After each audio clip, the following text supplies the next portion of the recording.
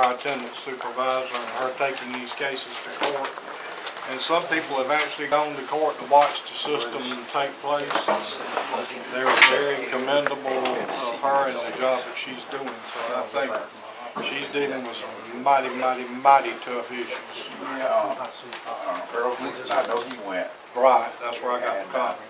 Called me and told me about it. Well, they don't realize how involved the process is and what actually goes on. Getting our hands on them is just the first part of the problem. But you got a lot of compliments last night. Thank you. Good morning. Good morning. My report as of today's date: Dillon High School 29, Dillon Middle 22, Gordon Elementary School 12, Alternative School 27, Stewart Heights 6, South Elementary 9, East Elementary 8, Latta Elementary School 4, Latta Middle School 12, Latta High School 7, Lakeview Elementary School 9, Lakeview High School 11, total referrals 156. I have 215 kids that are currently under school attendance order. It grows by leaps and bounds, doesn't it? Yes, it is. How are you coming with handling that kind of caseload? Fine. I mean, I'm just stretched out, but when I took the job, they said, "Are you prepared to work after hours?" And I said, "Yes." So it comes with the territory.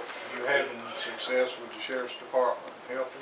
They're getting a little lax with the service, but if I call Angie, who handles getting them to the sheriff's department, she kind of works with me really well and makes sure that they get them served. Because sometimes they'll say the person doesn't live there, and I know they do. I've got a question. Our resource officers are certified deputies. They can serve papers. Why can't they serve? That's a good Are all of question. them certified, Richard? Every one of them. Those- They work for the sheriff's department. Okay. They are certified personnel. All yours are with the sheriff's department now too. Well, even if they weren't, if they were with the police department, they still certified to serve.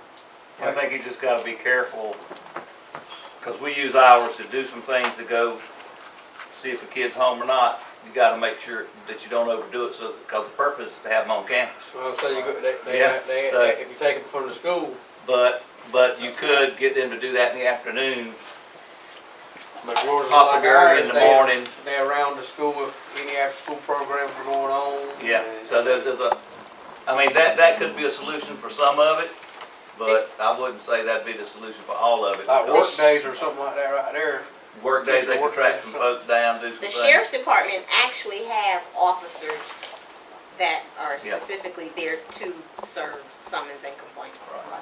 They have officers Yeah, there. but I've seen how bad that works. Exactly. I've experienced that process firsthand, numbers of They times. ride around with them in It their don't cars. happen. And ISROs, particularly at middle school and high school, are doing incident reports too. So they'll take that work day and they'll get caught up on the incident report where we've had a fight and we have to report it and do that kind of stuff. So they're I'd say in some emergencies if we could get something, but ours do go out and we'll track down the head before we refer them. Right. Now, sometimes in court, if a child has been served and they still do not come to court, the judge will order the officer to go to the house and pick the parent up and bring them to court. So that does happen as well. Sound effective? Yes. Gets attention. Sometimes, I mean, they'll come to the door for them. Sometimes they, I don't care who's at that door. They won't open. They learn the system now. They peep out.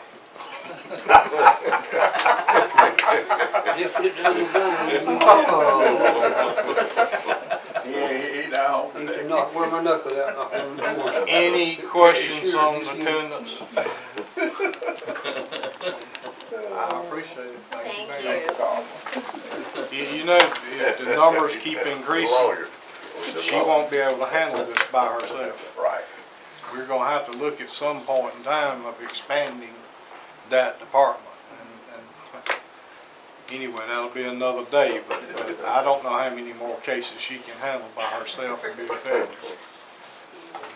We're gonna be, once you chased them for 2 or 3 weeks and you haven't put them back in the classroom, I mean, how effective are you gonna be with it? Any questions? Okay, A-Tech Center, got a lot of good things going on with that. I see Mr. Strickland a lot here lately. I'm very proud to be associated. Good morning. Good morning. Good to be here with you this morning. I'm excited. Thank you for all the comments you made to me about our paper, our work in our paper, all of the things we do on it. And the paper, I had to thank Carolyn Crawford, our new counselor, Dr. Kirby, and Johnny Daniels, who's been a big help for us in getting this, selling the A-Tech Center. And I like to say this thing about Wyoming going, it's just exciting to us because we're really excited about it. This is something we've been talking about all along, what we want to do for our kids in Dillon County and our adults also. So we're excited about what's going on with things. Just as y'all were talking about it, I got an email from my State Department of Education's, our state superintendent over Cape Program. She's told us, says, we need from you a list of equipment needs for next year. I need it real quick. Now, I may come back to you and tell you I want it refined a little bit. So I sent her one, about $600,000 worth. I got it to her. She said, but I want you to make sure it's better if you're in a rural community and tied to economic development. I said, what better opportunity? I don't know where all this is coming from, but we've got it in the hat, so we're working on that also. I wanted to tell you that we started clinical today.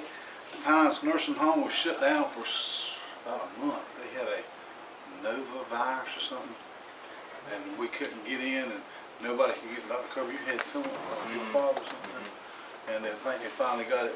We could go in today, so we started our clinical. Maddie Dodson, you know her? She is a senior from Ladder High School. She was in our culinary arts department. We just had her at a contest. She won a gold award for her participation in the contest, and we're going to send her to nationals. So we're very proud of Maddie and everything going on with her and what she's doing for us. Write that name down, Tim. That's a good one. And I want to share this. I shared it with Mr. Schaefer. We finally got our foot in the door with Toyota in Florence. Toyota have always told us we don't want your students. We finally got there's been a change somewhere in the upper level, and now they're coming and wanting us to send them students to work.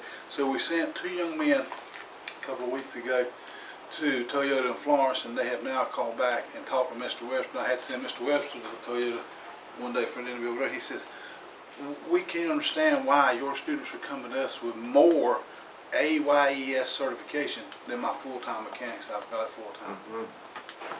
Your students got more certification than my mechanics have got. So AYS is that automotive certification. So we want you to know that's going on with our students here in Dillon County. So we're excited about that. I do want to mention alternative school. We have 80 enrolled right now on paper. I mean, we have 80 in the school. We've had over that, more than that enrolled already. Our placement, we've had 4 sent back to high school and 4 sent back to middle school, 8 to the high school. We've had 7 other placements, either was DJJ or we went to another school district. We're serving 13 special needs students, and we're picking up 19 students. That's where the big expense comes in for alternative schools, is these routes we're having in. If you have any questions on alternative school or anything else, or I mention the next item. On alternative school, I think on the minutes from last thing we talked about funding for alternative school. That was, you wanted to discuss something about funding for alternative school, and Dr. Kirby's got the list of what we spent last year, and what we agreed to. So, suggestions, questions on me? I think there's got to be a discussion between us, superintendents, and Representative Hayes on how we're going to fund both technology and alternative schools. And the 2 other issues we talked about a few years ago is the loss of Carl Perkins money and also the adult ed. There's like 4 big issues out there. Well, I just heard a presentation last night in Dillon about $250,000 they're losing in federal Title I funds. Yep. So even though the state will tell you they're giving you extra per student, they're taking it back with the Title I cuts. And lottery money. And the lottery money that you've lost already.